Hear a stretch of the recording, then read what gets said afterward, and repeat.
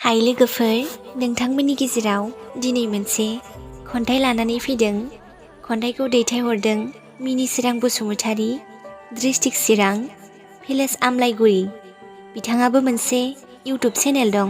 बिथांनि चेनेलनि लिंकखौ आंनि डिसक्रिप्शनाव होनानै दोनबाय।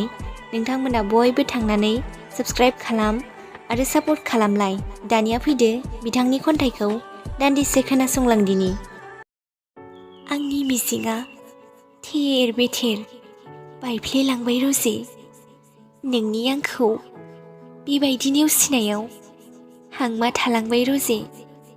नोंनि थाखाय आंनि बे जिउआ गोदाव सोराव जालांबाय। मा गोरोन्थिनि थाखाय आंखौ नेवसिखो नों? आंनि अननाय मोजां मोननायखौ मानो बुजियासै नों?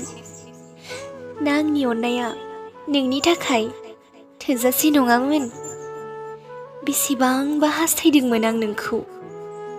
आंनि नोंखौ लानानै सुजुनाय सिमाङा मिजिङैनो थालांसिगोन रजे।